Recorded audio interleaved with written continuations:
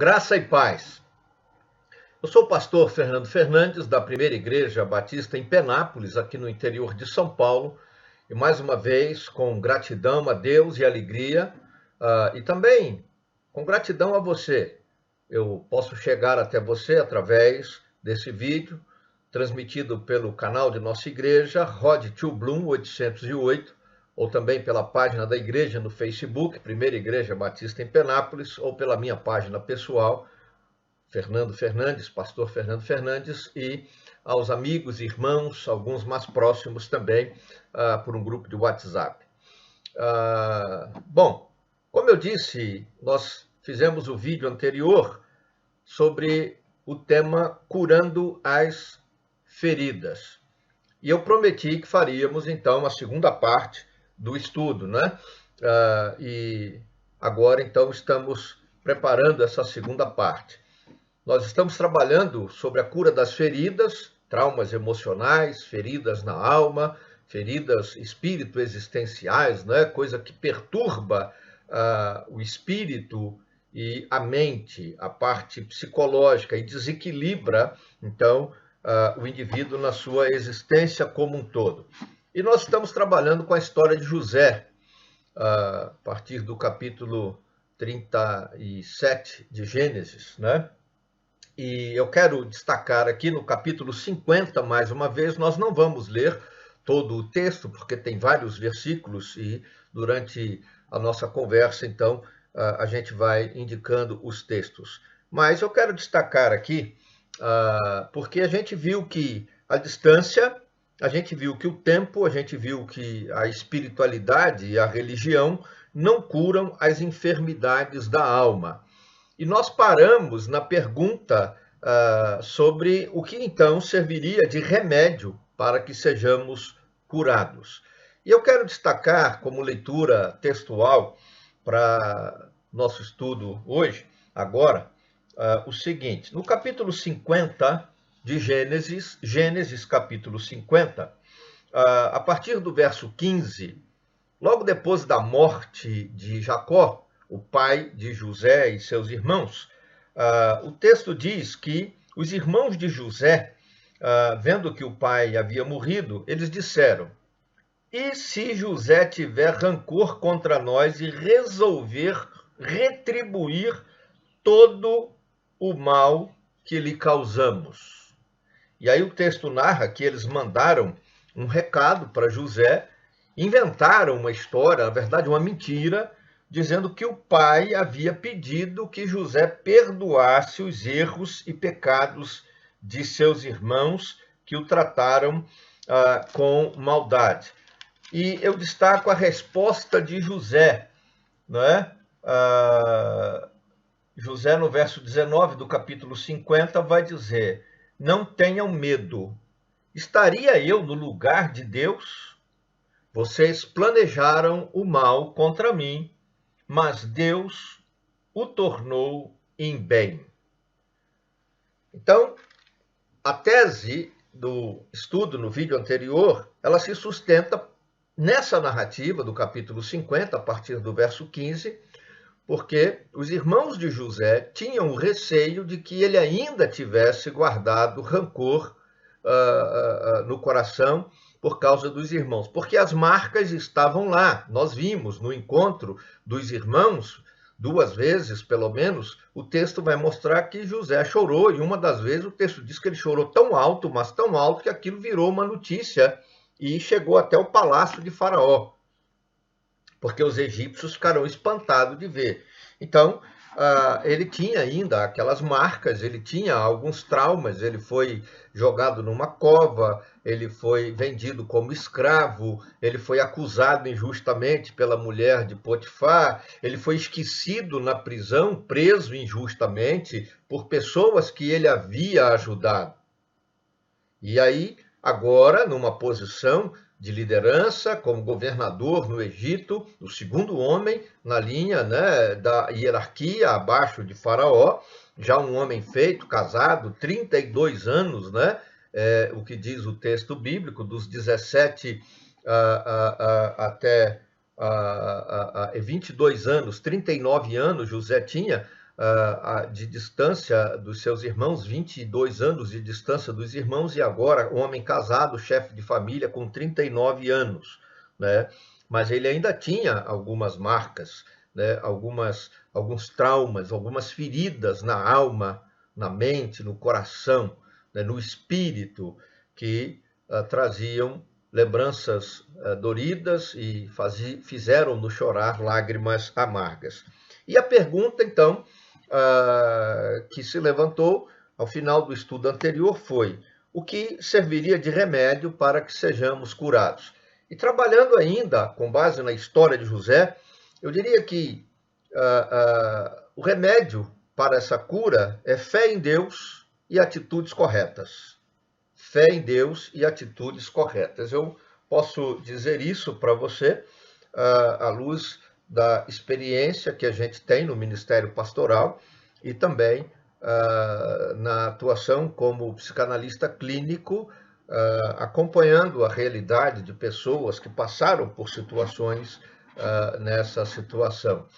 E também um período como capelão no Hospital Guilherme Álvaro, em Santos, e capelão assistente, e também no Centro Batista de Educação, Serviço e Pesquisa, o CEBESP, quando eu iniciei lá no CEBESP em 2004, eu iniciei como capelão, né, atendendo os jovens que estudavam ali. Depois comecei a dar aulas também ali juntamente com o pastor Eli Xavier.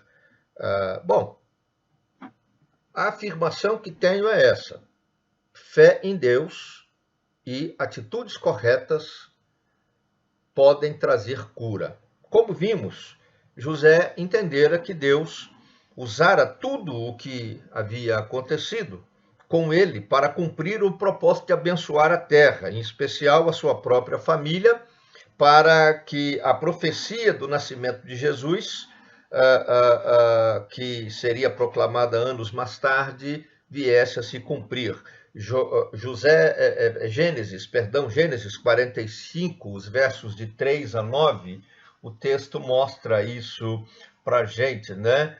José se apresentou aos seus irmãos e disse: eu sou José, meu pai ainda está vivo, né?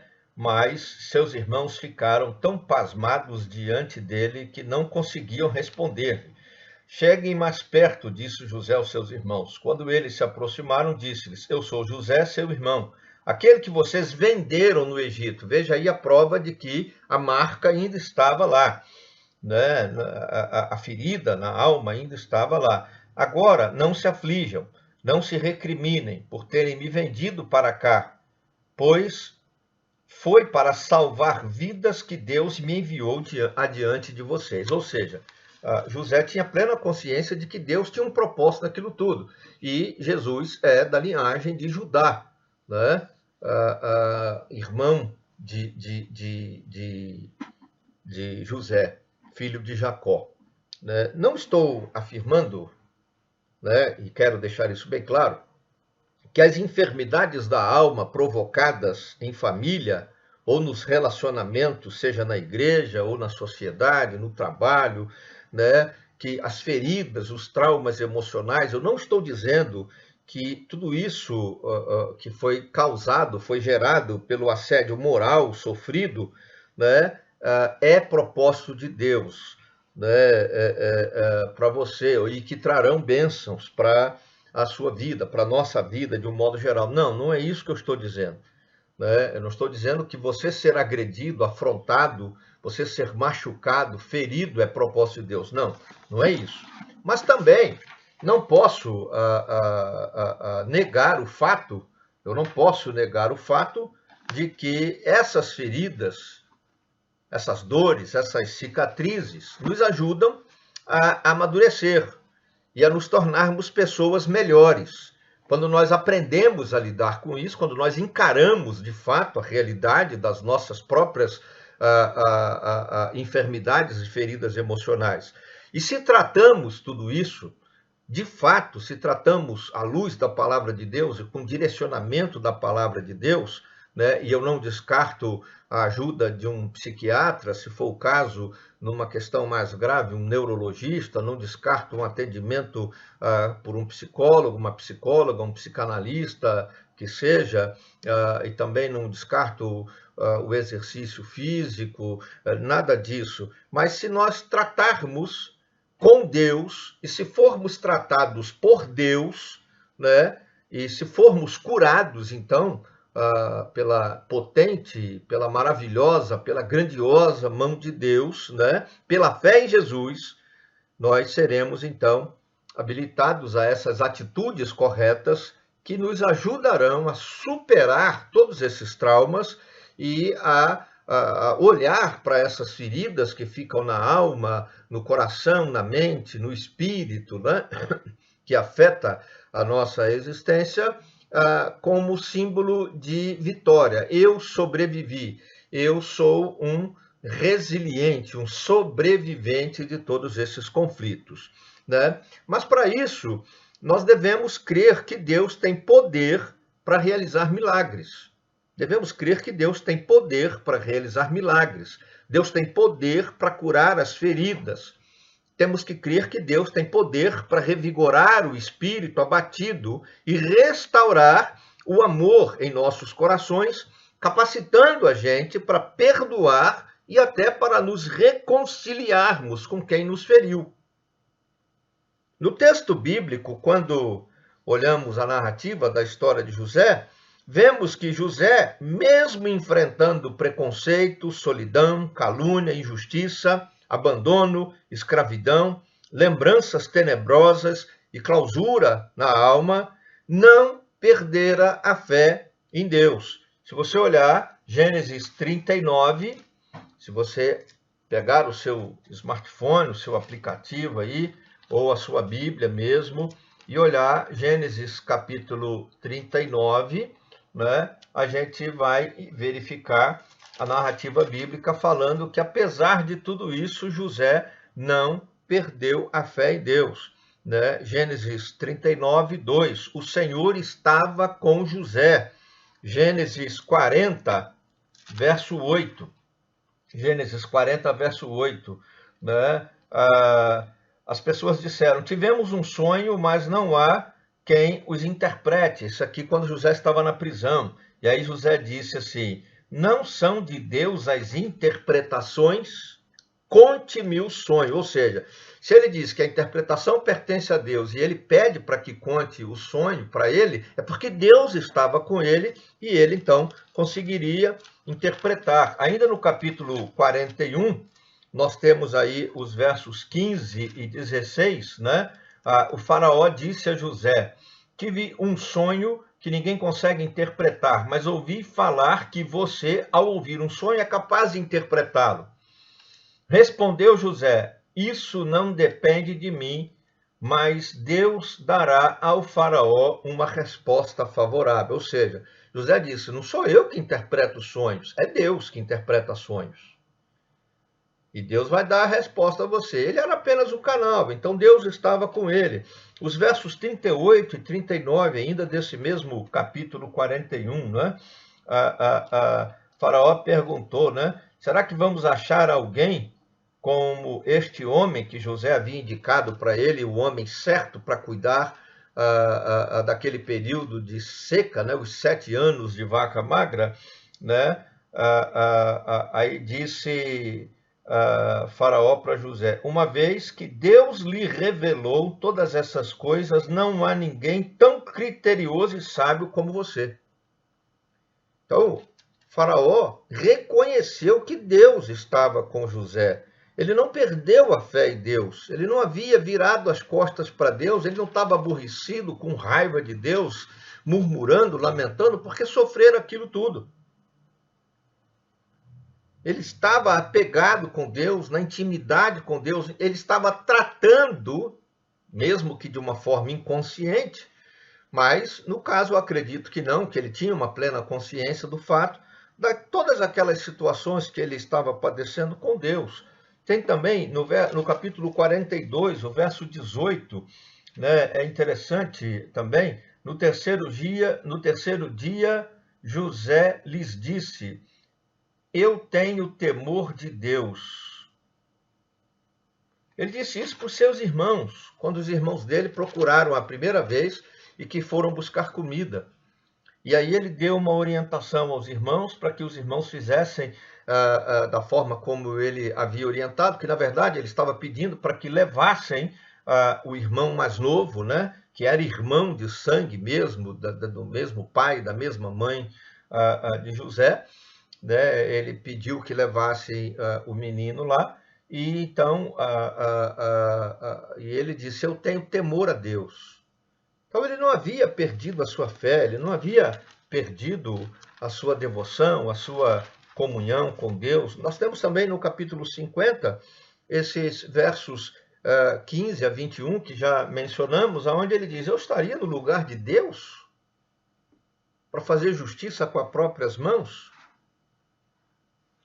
Então o que eu quero destacar aqui é que a cura é possível, mas a cura é possível quando nós temos fé em Deus, o Deus que tem poder de curar, o Deus que tem poder de revigorar o espírito e o Deus que tem o poder de nos ajudar a olhar para todas essas cicatrizes e todos esses traumas emocionais, espírito-existenciais, psicoemocionais, como um ponto de ruptura com a história tenebrosa do passado e o início de uma nova vida, de uma nova jornada. Queridos, não podemos nos iludir. E não podemos deixar que esse existencialismo e espiritualismo, ou essa catarse oferecida pelas igrejas neopentecostais, né, nos encontros tremendos e nos encontros com Deus e nas unções do cacarejo, da largatixa e tudo isso vai resolver a nossa situação. E nem podemos ficar iludidos achando que só pelo fato de ir numa terapia com um psicólogo ou um psicanalista, ou tomar o comprimidinho lá que o psiquiatra passou para diminuir a ansiedade, né? Ou aquele remédio que o neurologista deu para aumentar o nível de serotonina no cérebro, vai resolver. Não, isso é ilusão. A maioria das coisas que acontecem nessas igrejas neopentecostais, e eu lamento, mas analisando tudo isso pela perspectiva da sociologia, da psicanálise clínica e da própria teologia bíblica, a gente vê que são catarses, são surtos psicóticos. As pessoas são levadas a um surto psicótico. O teto é negro, o fundo é negro, a luz é piscante, várias cores, e cores quentes, vermelho, azul, um amarelo, né? um branco brilhoso, feito luz do sol, um dourado assim, forte. Aquilo cria um efeito estromboscópico, né?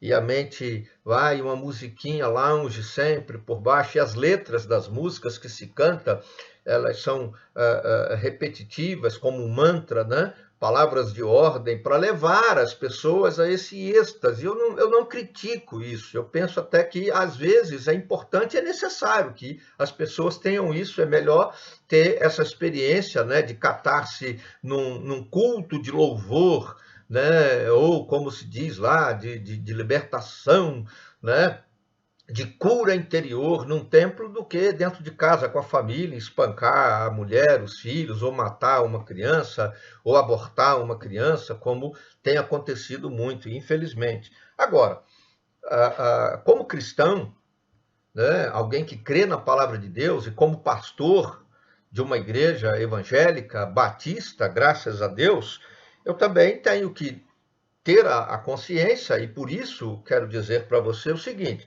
a psicologia ajuda a reorganizar os pensamentos e sentimentos.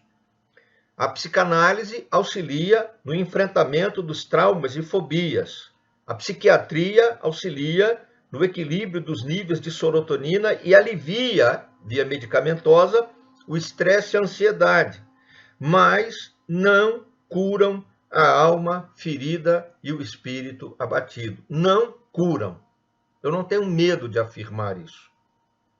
A experiência neopentecostal serve, como disse, de catarse, alivia a pessoa por um tempo dos pesos, das dores e crises espírito-existenciais e psicoemocionais, mas não tem poder de curar, não tem poder de restaurar a alma aflita e ferida, enfermada pelos traumas da vida, principalmente se esses traumas que abatem o espírito foram gerados na família e, infelizmente, na igreja. Não curam. Essas marcas, principalmente na família e na igreja, são marcas profundas e realmente muito doloridas, né? Perdão. Bom, só Deus tem poder para transformar o mal em bem. Gênesis 50, 19. Eu vou repetir. Só Deus tem poder de transformar o mal em bem. Gênesis 50, 19. E para curar e fechar as feridas da alma, da mente, do coração e do espírito.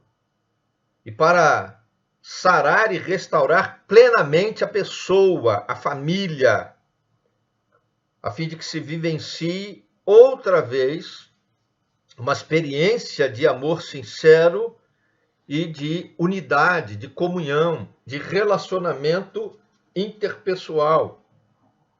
José viveu essa experiência sentindo e vendo Deus transformar o mal em bem, curando sua alma, sua mente, seu coração, revigorando o seu espírito e transformando a sua história de vida. Gênesis capítulo 50, os versos 15 a 21.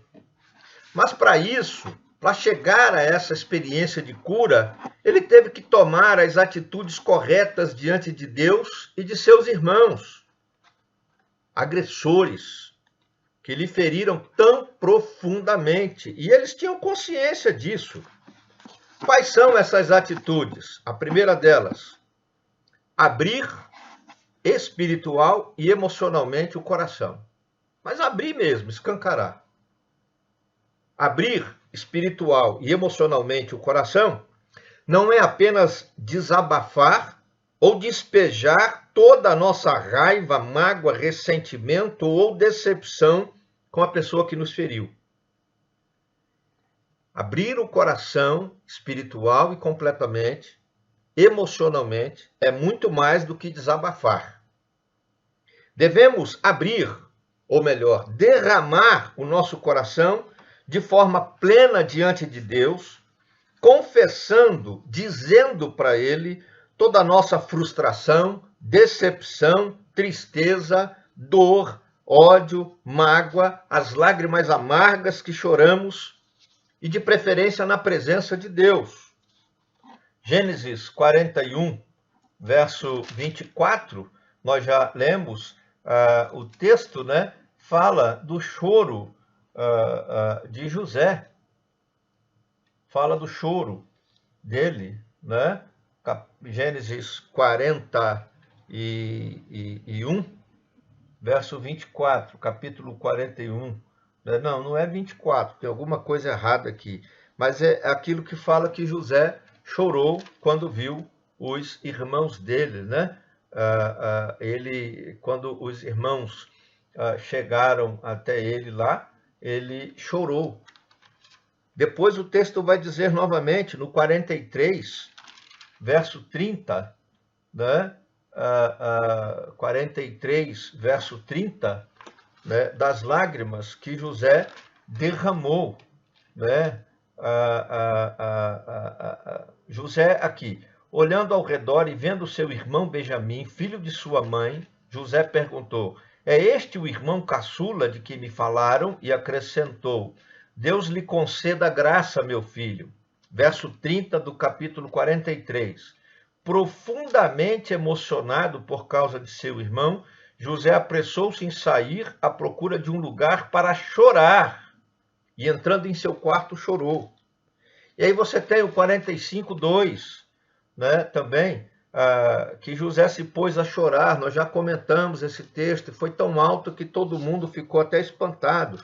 E tem o 50 também, no próprio capítulo 50, os versos 16 e 17, né, o texto vai mostrar isso, né, que os irmãos estavam preocupados com a atitude de José e mandaram um recado para ele, e o texto diz que quando ele recebeu o recado, e aí você pode ver o verso 17, quando recebeu o recado, José chorou. José chorou. E ele colocou tudo diante de Deus, ele abriu o coração diante de Deus. Pode até ser que a gente tenha a oportunidade de abrir o coração diante de quem nos feriu, como fez José diante dos irmãos dele. Mas jamais contra Deus ou contra o opressor com ódio, com raiva. E mesmo quando falarmos com a pessoa que nos feriu, temos que falar como se estivéssemos colocando diante de Deus, falando com Deus, para Deus, da nossa dor. Nós devemos derramar o coração em lágrimas, lágrimas de sangue, se preciso, mas diante de Deus, pedindo coragem para perdoar. Não só para desabafar ou para expressar toda a nossa raiva e nosso rancor. A primeira atitude é abrir o coração, espiritual e emocionalmente, diante de Deus. A segunda atitude, expressar com assertividade os sentimentos negativos. Eu vou bater nessa tecla, né? Expressar com assertividade.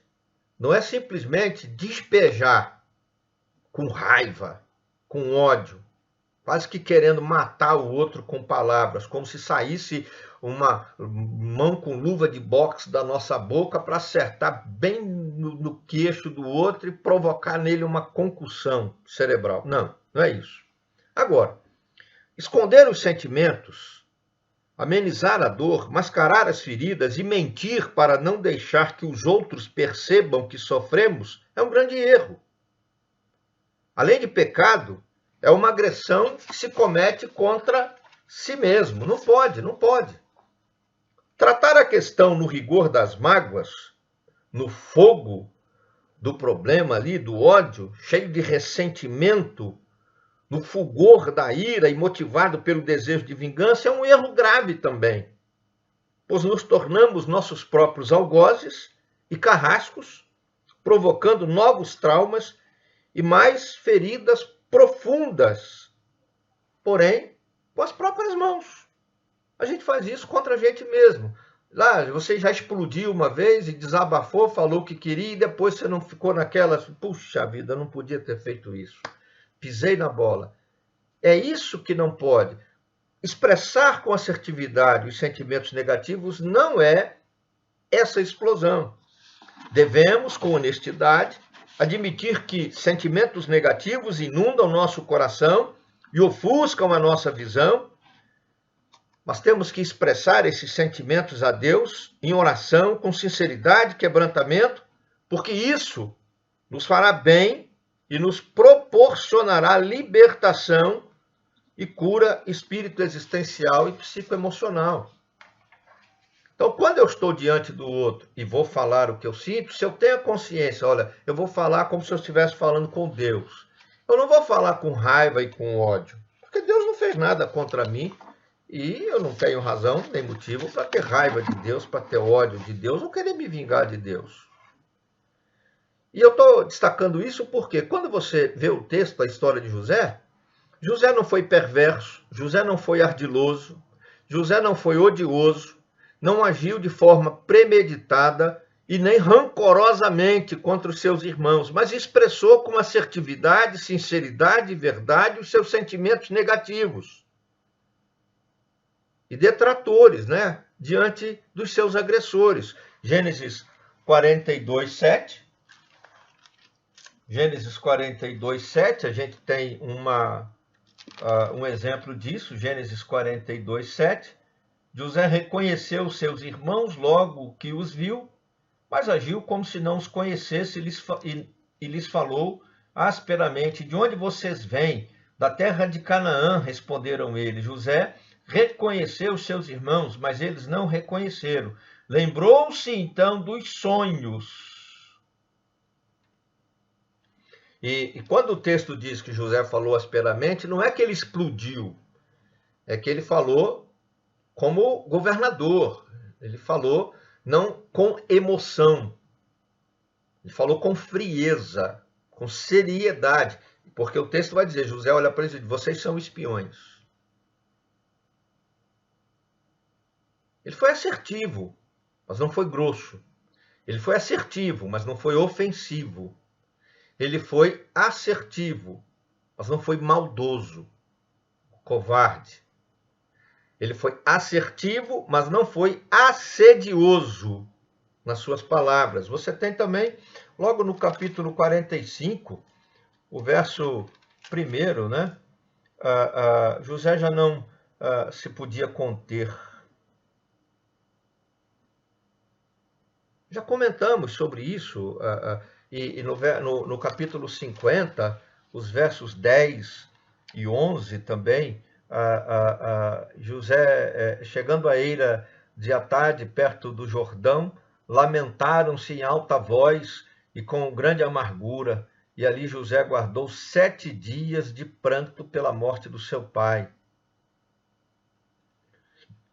E até as pessoas que moravam ali naquela região ficaram espantadas, mas observe, os cananeus que estavam em volta observando, disseram, os egípcios estão celebrando uma cerimônia de luto solene.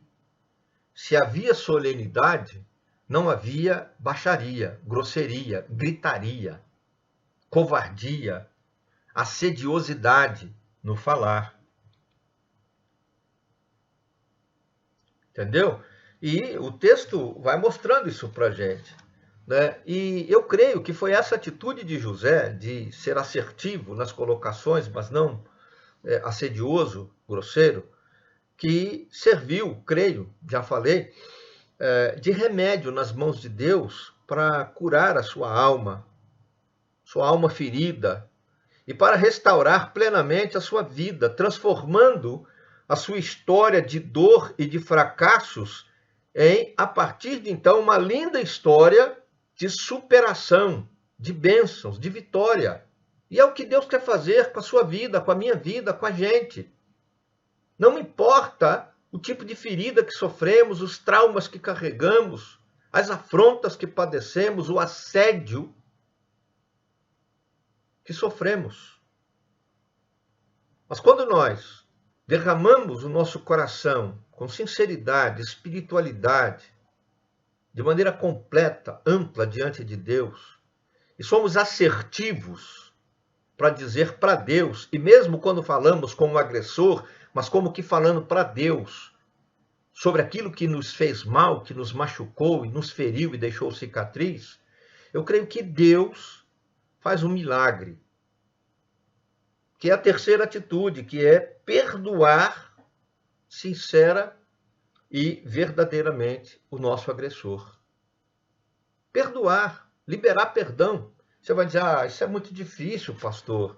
Eu sei que é difícil e exige, às vezes, um trabalho espiritual muito grande, muito intenso, porque são renúncias que, às vezes, doem tanto quanto os traumas que deixaram marcas e feridas na gente. Mas é importante se queremos a cura. Se você quer a cura, perdoar é fundamental, essencial. Agora, perdoar não é esquecer ou passar por cima, sublimar o problema.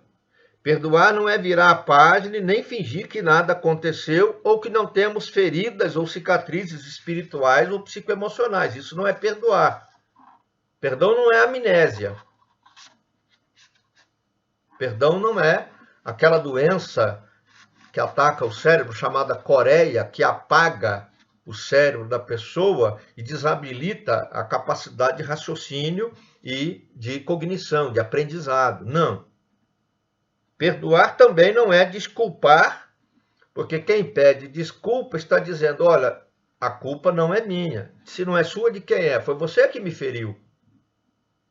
Então, perdoar não é desculpar ou relevar o fato e nem apenas aproveitar para expressar sentimentos negativos. Já falamos sobre isso. Não. Perdoar é uma atitude. Perdoar é uma atitude. Perdão é substantivo do verbo perdoar. Verbo exige, impõe, implica em ação. Então, perdoar é atitude. É uma ação efetiva de grandeza espiritual e de grandeza moral, consciente, mas amorável, em favor do nosso agressor. Em contrapartida, não perdoar é fazer mal a si mesmo, infeccionando a ferida toda vez que lembramos de quem nos feriu ou nos magoou. É como se você tivesse lá aquela... Lembra quando criança que criava aquela casquinha e você ia tirar a casquinha? E depois começava aquilo a infeccionar, aí a mãe precisava botar metiolátio, que antigamente metiolátio ardia, aquilo era uma desgraceira. Lembra? Ou então quando estava cicatrizando o machucado e começava a coçar, e aí você não resistia lá, coçava. E a unha é um dos grandes focos de infecção que nós temos, e aquilo arruinava. E aí na rua, os coleguinhas brincando, quem tem a minha idade, o povo fala, tá cheio de pereba, né? É um perebento, né? Porque estava cheio de coisa, de machucado, de infecção. E às vezes as mães davam até remédio, elixir de inhame e outras coisas mais, para depurar o sangue, né? Porque você estava cheio de ferida, de cicatriz, de machucado, né? Realmente é terrível. Uma pessoa com uma alma perebenta não consegue viver bem, não tem paz, não tem alegria, nada satisfaz. Chega uma hora que essa angústia, essa ansiedade se transforma em murmuração. E aí fica uma pessoa insuportável. Reclama de tudo, briga com tudo, discute com tudo, até consigo mesmo. Acorda de manhã, se olha no espelho e quer dar um soco na sua própria cara, porque acha que a cara não está boa. Mas é a sua cara, é você que não está bem emocionalmente, espiritualmente. Por isso é necessário perdoar. Não perdoar, guardar ressentimento. Eu gosto dessa frase de William Shakespeare, né? Ele diz, guardar ressentimento é o mesmo que tomar veneno e esperar que a outra pessoa morra. Mas não perdoar, guardar a mágoa, ressentimento, é a mesma coisa que você tomar veneno e esperar que a pessoa que te agrediu morra com aquele veneno que você mesmo está tomando. Isso não vai acontecer nunca. Não liberar perdão é confinar a própria alma em masmorras, acorrentando a si mesmo em correntes de mágoas e se automutilando com lâminas pontiagudas de ressentimento. Não perdoar é processo de autodestruição espiritual, emocional e física. Não perdoar é processo de autodestruição espiritual, emocional e física. Não perdoar é pecado contra Deus. José perdoou e assumiu os erros de seus irmãos, assumindo também a responsabilidade de amar e proteger seus agressores, oferecendo-lhes amor, compaixão, relacionamento benfazejo, que faz bem, e promotor de boa saúde, espírito existencial, psicoemocional e social, né? Vocês planejaram 50, verso 20, o mal contra mim, mas Deus tornou o mal em bem para que hoje fosse preservada a vida de muitos. Por isso não tenham medo. Eu sustentarei vocês e seus filhos. E assim tranquilizou e lhes deu, e lhes falou amavelmente. José perdoou sincera e verdadeiramente seus irmãos, porque entendeu que não era Deus para julgar e que não tinha o direito de fazer justiça com as próprias mãos. José entendeu, Gênesis 50, os versos de 10 a 21, que ele não tinha o direito de se vingar. José fez como Jesus. José fez como Jesus, que assumiu o nosso pecado na cruz para nos perdoar e nos regenerar, possibilitando a nossa reconciliação com Deus, conosco mesmos e com os nossos agressores. Leia 2 Coríntios 5, 21. Deus estava em Cristo, reconciliando consigo o mundo.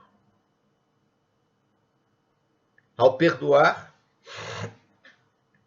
nós, as pessoas à nossa volta e nossos relacionamentos são restaurados e somos responsabilizados pela cura e pelo bem-estar, inclusive do nosso agressor. Porque quando perdoamos os nossos traumas, nossas feridas, espírito existenciais, psicoemocionais, são saradas por Deus, que nos perdoa mediante a fé em Cristo Jesus. Leia 2 Coríntios 5, 16 a 19.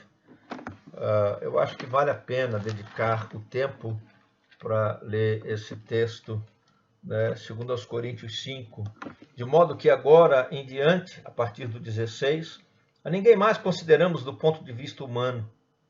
Ainda que antes tenhamos considerado Cristo dessa forma, já não o consideramos assim.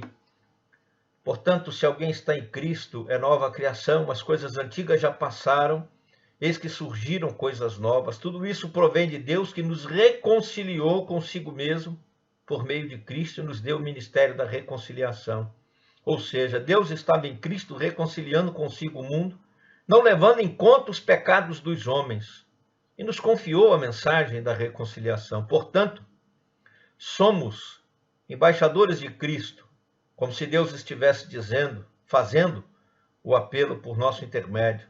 Por amor a Cristo suplicamos, reconciliem-se com Deus. Deus tornou pecado por nós, aquele que não tinha pecado, para que nele nos tornássemos justiça de Deus. Se desejamos a cura dos traumas emocionais e das feridas que ficaram na alma, que nos atormentam e destroem os nossos relacionamentos, nós temos que entregar tudo isso a Deus e perdoar, perdoar, perdoar os agressores, permitindo que o Senhor reescreva, pela nossa experiência em Cristo Jesus, a nossa história de vida, que antes era de fracassos, de agressões, de afrontas, de assédio, de feridas, de traumas, de marcas profundas, mas que agora, pela fé em Cristo, livres porque perdoamos os agressores, perdoados e restaurados por Jesus, passa a ser uma vida de bênçãos e de vitórias. Queridos, tome uma decisão e dê o primeiro passo em direção à cura de seus traumas emocionais e suas feridas, entregando sua vida e todos esses sofrimentos e amarguras a Jesus, recebendo como seu único e suficiente Salvador e Senhor, e agindo como José, perdoando, sarando pelo perdão. O que você recebe e o que você libera. Todas as suas feridas, se libertando de todos os seus traumas e aprendendo a olhar as cicatrizes e marcas como um sinal de triunfo. Jesus nos cura e restaura e nos faz não apenas viver de bem com a vida, mas a desfrutar de uma nova vida nele pela fé. Que Deus, pela fé em Jesus Cristo, toque em cada um de nós com uma unção de cura, fazendo um milagre, revigorando o nosso espírito, nos libertando dos traumas emocionais e transformando a nossa vida para o louvor da sua glória. Ó Deus, eu abençoo a vida de cada um que nos assiste agora, e em especial aqueles que tomaram essa decisão de fé, de perdoar. Restaura, Senhor, renova, purifica, porque só o Senhor tem o poder de curar a alma abatida, o espírito abatido. Só o Senhor tem poder de restaurar e transformar uma vida de fracassos, de assédios, de traumas e de feridas, em uma vida de alegria abundante, transbordante, uma vida de vitória, de bênçãos e de testemunho de que Tu és Deus, nosso Salvador, por Jesus Cristo, Senhor, no nome de quem oramos agora. Amém.